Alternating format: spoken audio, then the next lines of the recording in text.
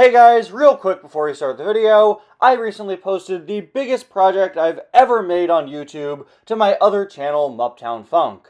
It's a massive vlog of my recent trip to Disney World, full of a bunch of fun travel and ride footage, as well as fun facts and trivia about every ride I go on. So if you're a fan of my content, or just a Disney fan in general, make sure to go to Uptown Funk and check out that video. A link to it will be in the pinned comment. Thank you. Now on to the video.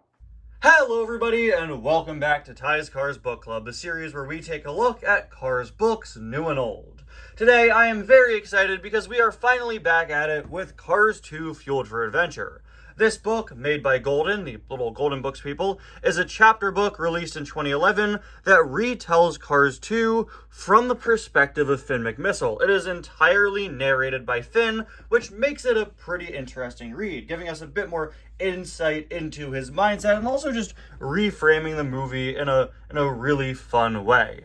We started this all the way back in January, and I've been wanting to get back to it for months now, but due to all the big projects I've been working on, like the Disney vlog and the custom mega review over on this channel, I simply have not had storage space to make an episode of Cars Book Club. You know, these videos are typically like 30, 40 minutes long, and because of all those other big projects, I wasn't able to make Cars Book Club, but now I'm very excited to be back at it. Last time, we read the first 5 chapters of this book. Today, we're going to be reading the next 5, and we'll do that until we are done with the entire book. And then, I think we're going to get back into the Cars comics, since it's been quite a while since we've done that. Yeah, so there are 17 chapters total in this book. So, you know what? Let's see. Let's do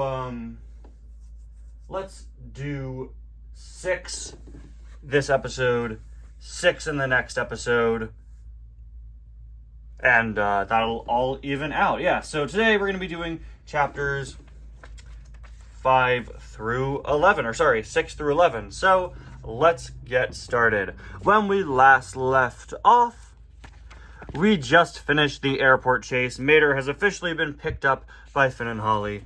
They spy now. Once we were in the air, Holly turned to Mater. It was time to collect his secret data. She took out a robotic arm. Just casually, like, yeah, she took out a robotic arm. Like, I feel like, I don't know, I feel like that should have been a little more explained. The arm is an attachment that comes out of her, but also, like, don't you just picture Holly horrifically having, like, a real human hand reaching out from underneath her? I feel like that could have been explained better.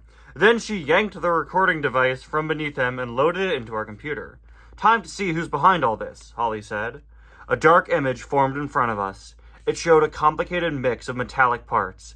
We had no idea what it was. It's a car, you idiot. What do you mean? We had no idea what it was. In the movie, you guys know it's a car.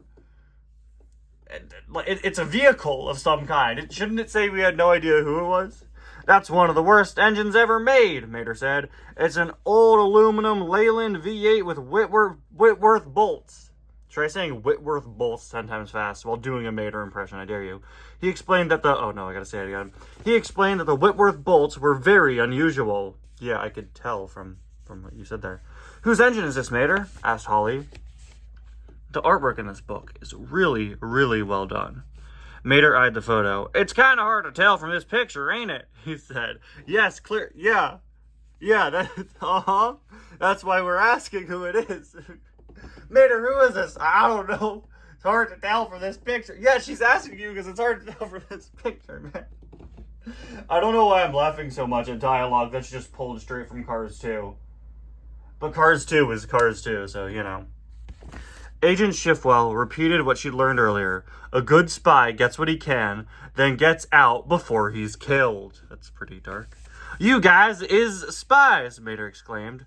I thought he was joking. Frankly, I wasn't sure what to make of the photo. The engine did not tell me very much about the head of the evil operation. There, see, finally, that's much better explained than the rest of the page was. So, since this is from Finn's perspective, it's written as him kind of reflecting on the events of Cars 2. And as such, in order to catch the audience up on everything, he explains retroactively that he thought Mater was a spy. I would have preferred if this book fully committed deeper than that and literally wrote it as if he's convinced Mater were a spy, instead of being like, yeah, I thought at the time he was. That's how it's written. That's the interesting thing this book does, which is probably my biggest criticism of it. It includes the scenes that Finn isn't in, and the context, that you wouldn't get if you only followed Finn's perspective.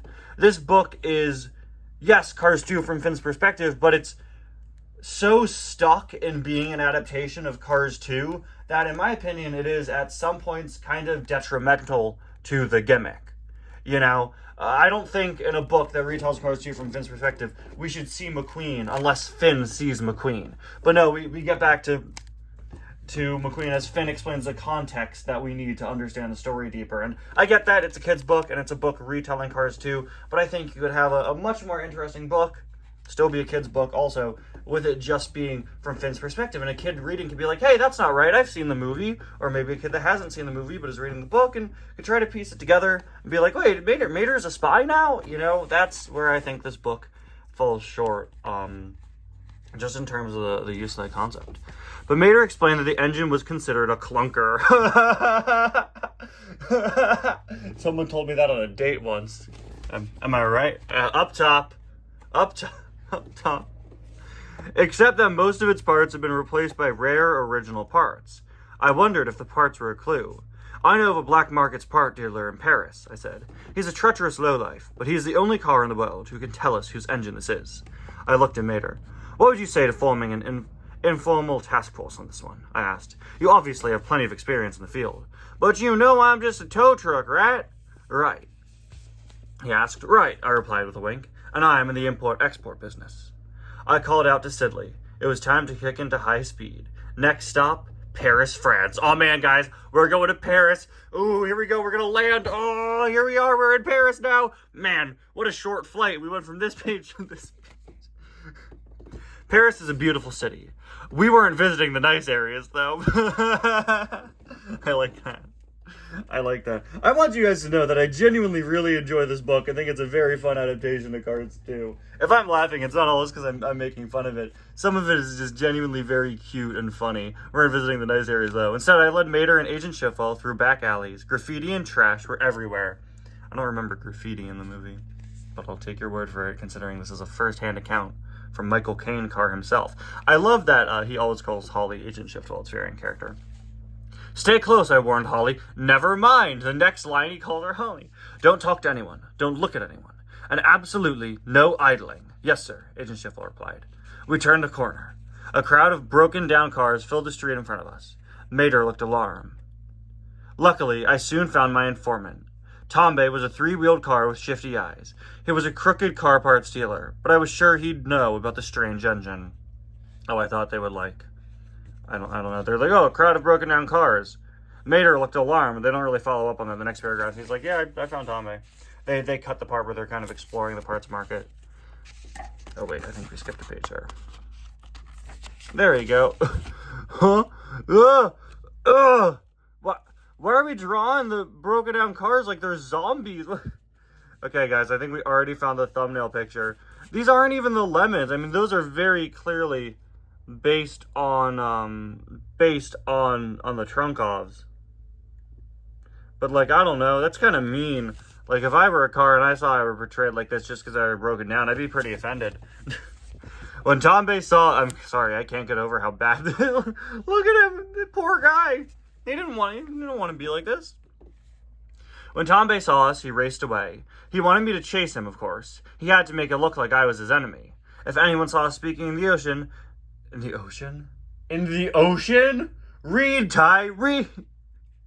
He would lose his business.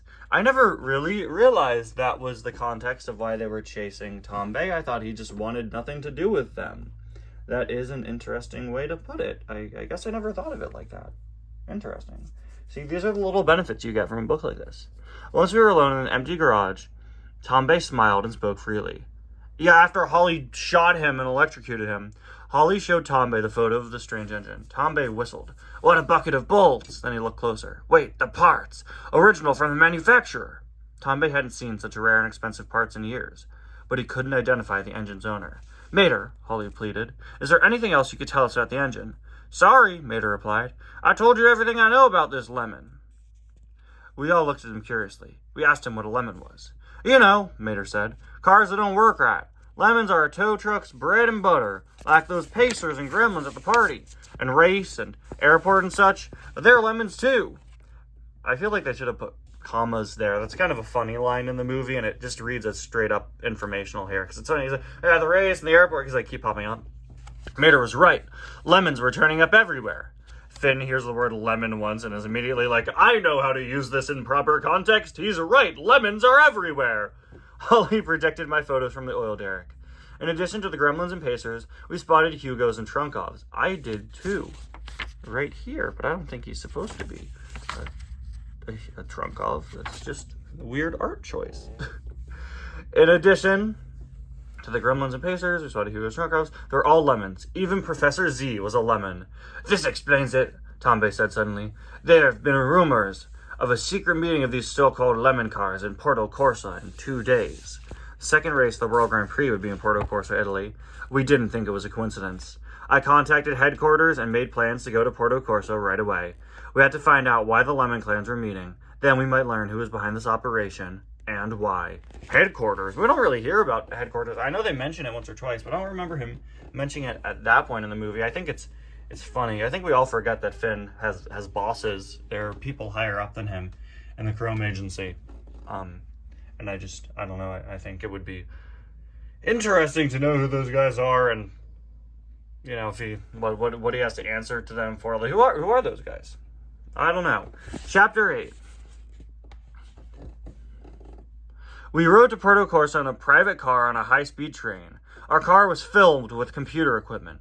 Holly made good use of it on our ride. Wait, did we skip? Did we skip the McQueen and Porto Corsa scene? Okay.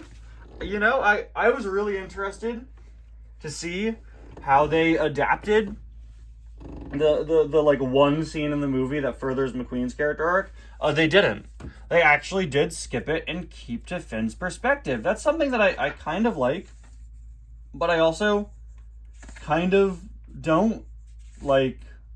I mean, I don't know. So in hindsight, I guess the only scene we see completely outside of Finn's perspective is at the very beginning when we're introduced to Mater. Okay. You know, this whole scene was like, oh, well, I was, the key events were unfolding in Radiator Springs. Yeah, so it's just that scene. So they do, as soon as Mater's fully joined the plot, and even before that, like at the Tokyo party, it does commit to Finn's perspective a bit better. It's just weird to have that scene at the opening that doesn't. Okay, so you know what? I appreciate them not including the McQueen scenes. I think it's kind of weird after you included the McQueen scenes earlier, but I appreciate them skipping that, because this is Finn's story.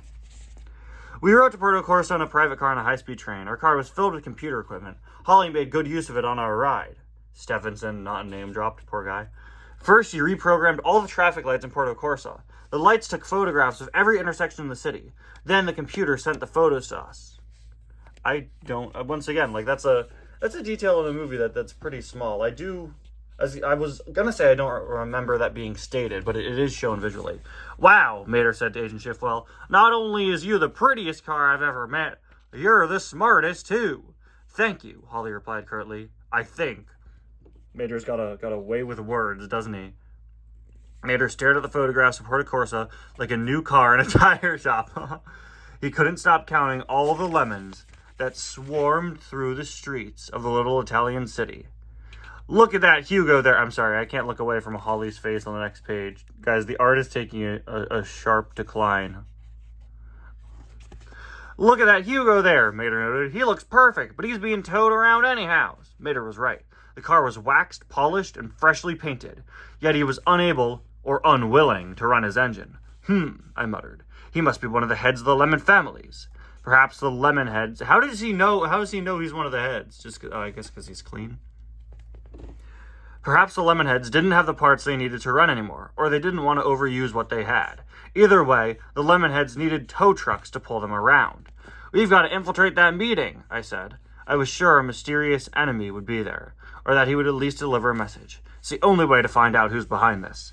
I'm sorry, guys, like, reading this book really reminds me that Cars 2's plot is strung together with spaghetti, okay? How did you know that the Victor Hugo was one of the lemon heads? And it could have been any lemon, just because he was clean, and then you're like, oh, well, he doesn't... Like, isn't it convenient? Isn't it convenient that the head of the Lemon family has himself be towed on purpose? Like, you know, how convenient. You could have worked a tow truck into the story in a better way. These are broken down cars.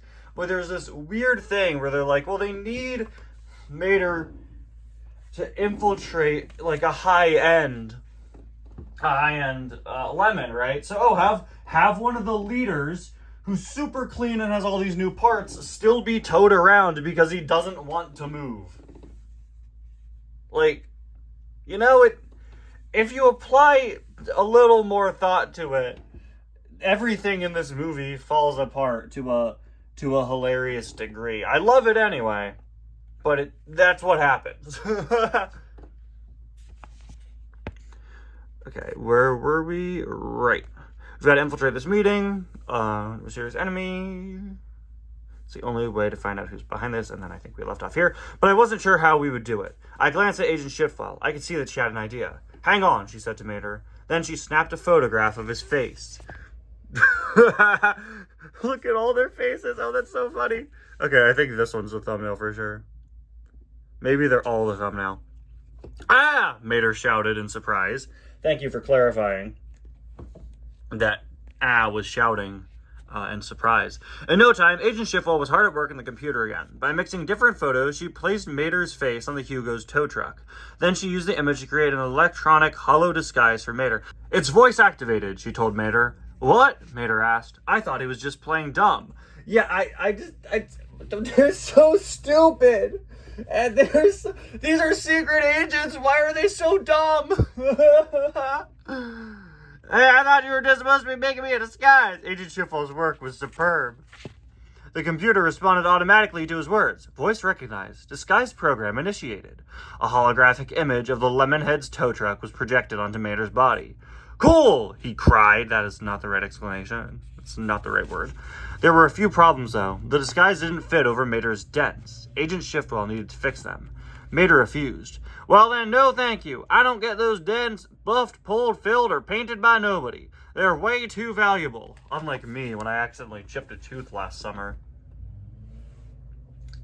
Yeah, that was a bad experience. Did I ever tell that story in a video? I accidentally bit down on the cap of a water bottle and I chipped a tooth and it had to be fixed. And it wasn't covered by insurance because it was considered cosmetic. I don't get these teeth filled or pulled or filled by anybody except my dentist that one time. I don't know why that's what I thought of when I thought of Mater's dents being filled. I came by each one of them with my best friend, Lightning McQueen. Agent Shifwell and I paused. Secret agents did not have close friendships. It's like the Jedi Code. Attachment is forbidden or you'll turn to the dark side. But Mater's friendship with Lightning McQueen was beginning to sound real. We probably should have suspected that Mater wasn't the real spy, but we shrugged it off. See, even the author playing as Finn is like, they should know better, right? I'll work around that dent, Holly agreed. Soon Mater was ready to sneak into the Lemonheads meeting. Chapter 9. When we arrived in Porto Corso, the city was buzzing with excitement about the second race of the World Grand Prix. The Italian fans hoped Francesco would win. A television announcer talked about the upcoming race. The big news continues to be all in all, he said. Sir Miles Axelrod spoke to the press earlier today to answer questions about its safety. A car had exploded during the first race in Tokyo. It was using Axelrod. It was using all in all. Did they not cover that before? Axelrod said the fuel was safe. But everyone wondered if that was true. In fact, Lightning's team was talking... Okay, now we're back to McQueen. Finn didn't see this. In fact, Lightning's team was talking to him about all in all at that very moment. His friend Fillmore of VW Van was a fuel expert. If you're worried about your fuel, man, don't be, he said. It's perfectly safe. You know, easy workaround. Oh my gosh, Ivan, what happened, man? The art is getting worse and worse every page. Easy workaround for a book like this where you're not in the perspective of McQueen, and they're watching the news. And later on in the movie, don't we see McQueen on the news explaining this? Just have McQueen be on a news broadcast here. Add a little bit to it. Instead of just randomly being like, meanwhile with McQueen for 3 sentences, which doesn't make sense. Just, you know? We drove up the winding roads toward the Lemon's big meeting. The Porto Corsa Casino was elegant. It was also full of guards and security cameras, as casinos should be. We were sure it was the Lemon's secret meeting spot. I settled across the street at a cafe where I could keep an eye on things. Holly and Mater moved into position. I don't know about this, Mater whispered to me over his radio. So they're about to do this whole scene just over the radio? Or are they once again not going to fully commit to the Finn's perspective thing and just tell me what Mater's doing beat for beat? He was hidden around a corner, waiting while Holly approached one of the tow trucks outside the casino. Just apply the same level of dedication you've been using to play the idiot tow truck, and you'll be fine, I replied. Finn McMissile is an absolute jerk. Mater paused. Wait, did you say idiot? That's how you see me? That's how everyone sees you. Isn't that the idea? I said. I still didn't realize that it wasn't an act. That doesn't defend it. It's like, how are they going to defend the meanest thing Finn McMissile says? And they're just like, I didn't realize. Oops, whoopsie doodles, my bad, ha ha ha ha. No wonder we haven't seen Finn McMissile in years. Mater probably blocked him on WhatsApp. That's the genius of it. No one realizes they're being fooled because they're too busy, say it with me guys, laughing at the fool. Brilliant cover, Mater. Mater was silent. I didn't realize that I had insulted him. Suddenly, we saw Holly. She led the Hugo Lemonhead's tow truck around the corner. Then she zapped him unconscious. One of the things this book does commit to, which I appreciate, is Finn not knowing the names of the lemons. They'd never call Acer and Grem by name or Victor Hugo by name in this book, and I appreciate that. Suddenly, we saw Holly. It was time for Mater to activate his hollow disguise. In no time, Mater looked just like the Lemonhead's tow truck. Yeah, see, they don't call Ivan either. In disguise, Mater came out of his hiding place. He headed towards the Hugo security team. His timing was perfect. The Hugos were watching a limo pull up. We consider the giant hauler that transports Victor Hugo a limo? Or is that a carryover from an earlier draft of the movie, like how this book... Doesn't this book include the weird Mater sets up a shrine scene? Yeah. Yeah, it does. Right. Or are we just using limo as a catch-all term for a vehicle that transports other vehicles? I don't know.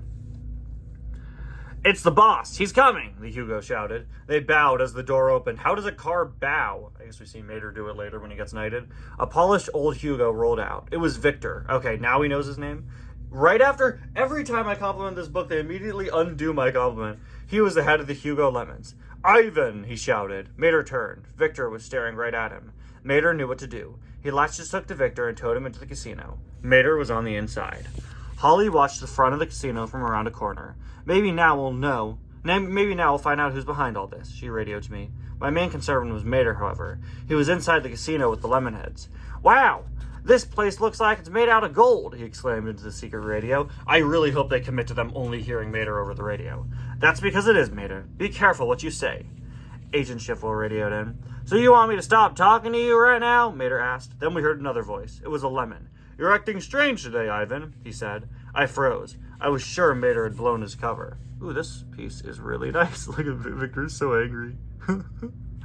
I mean, the security one should definitely be shaded a bit darker because they're painted black and Ivan is kind of that tan color. Look at this.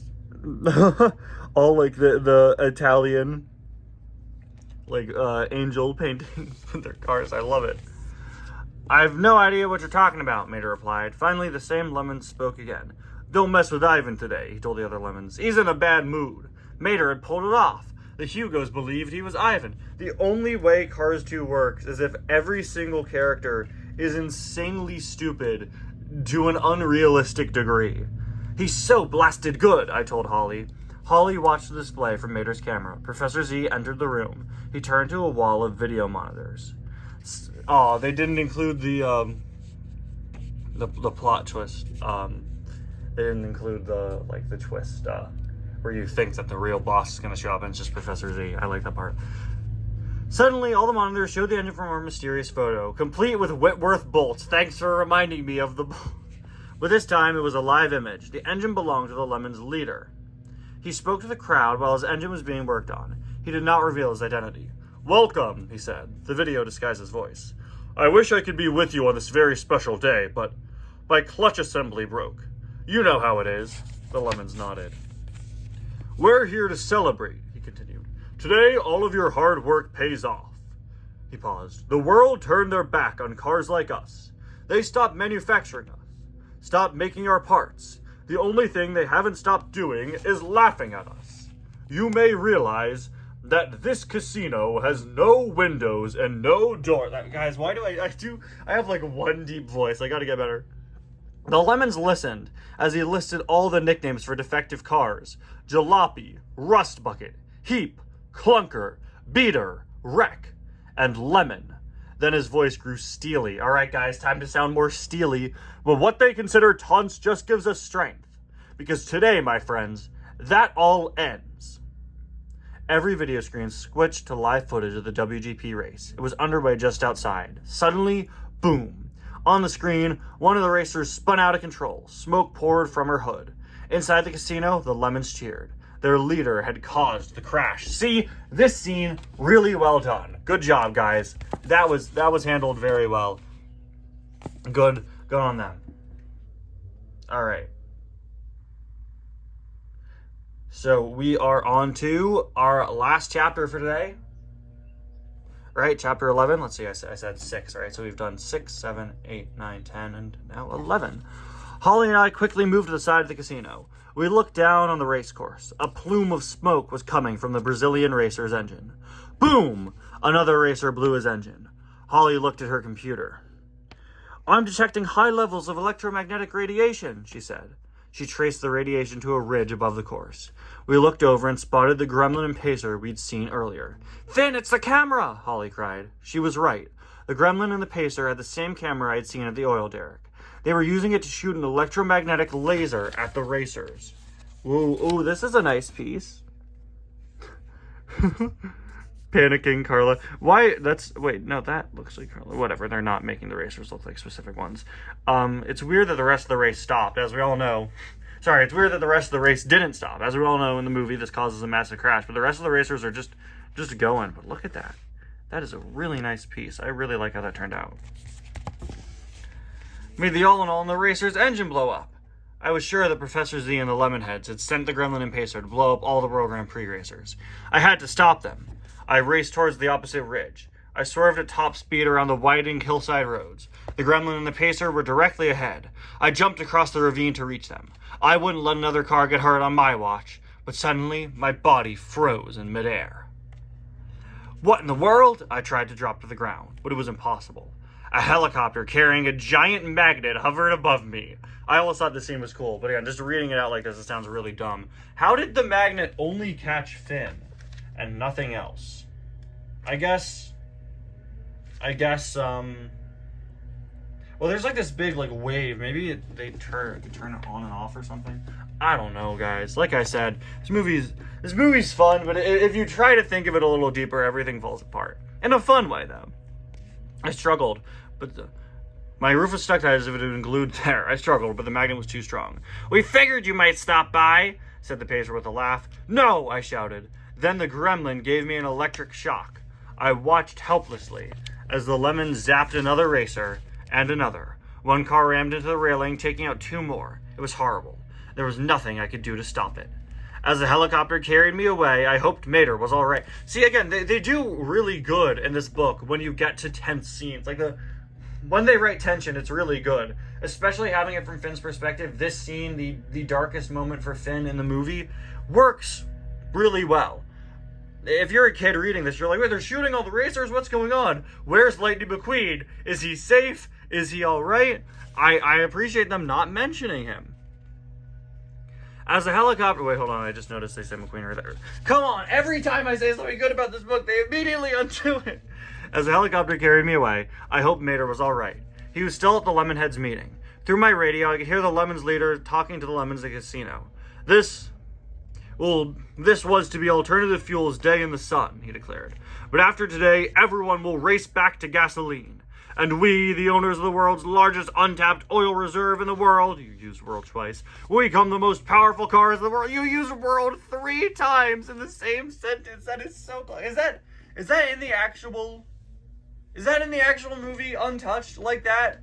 This plays over a montage in the movie. Number one, it's really, really funny, okay, to have Finn, who at this point in the movie is knocked out and we don't see him again, be like watching all this go down because it's from his perspective and it needs to be, and to have him still listening into the radio just because you need that monologue in there. But there is no way they use the word world in that sentence 3 times, right? The Lemons shouted, "Long live Lemons!" Yeah, I wonder who would have shouted that. You don't always need dialogue tags. Just then, Lightning McQueen and Francesco Bernoulli were fighting to win the race. Okay, this makes sense. Finn would see it if he were up here watching the rest of the race. With a burst of speed, Lightning crossed the finish line. Neither car knew that the other racers were in trouble. Again, this only works if every other character is monumentally stupid. As the race ended, the Lemons in the casino finally quieted down. Professor Z pointed to the television screens. Our porter was interviewing Sir Miles Axelrod. Will you require all the racers to still run on alcohol? Did I just say run on alcohol? That'd be a very different movie. To still run on all in all. I cannot in good conscience risk the lives of any more race cars, Sir Miles Axelrod replied. The final race will not be run on alcohol. Why do I keep almost saying alcohol? Will not be run. I think I'm combining Axelrod and all in all. Will not be run on all in all. The room erupted in wild cheers. The Lemons' plan to get rid of alcohol was working. Prohibition. Cars edition. Okay. And there you have it, guys. Finn is supposed to be knocked out at this point, actually. Thank you all so much for watching another episode of Ty's Cars Book Club, where today we took a look at more of Cars 2 Fueled for Adventure, the book that retells Cars 2 from the perspective of the one and only Finn McMissile. This is still a pretty fun read, and I appreciate the times where they commit to the gimmick, although I wish they just committed a little bit harder at several points throughout the book. But still, it's really fun. It's just interesting to see, and it's such a fun concept for a book. I've really enjoyed reading it. Thank you all so much for watching. Tune in next time to Ty's Cars Book Club, where we'll be wrapping this one up. I'll see you guys next time. Bye now.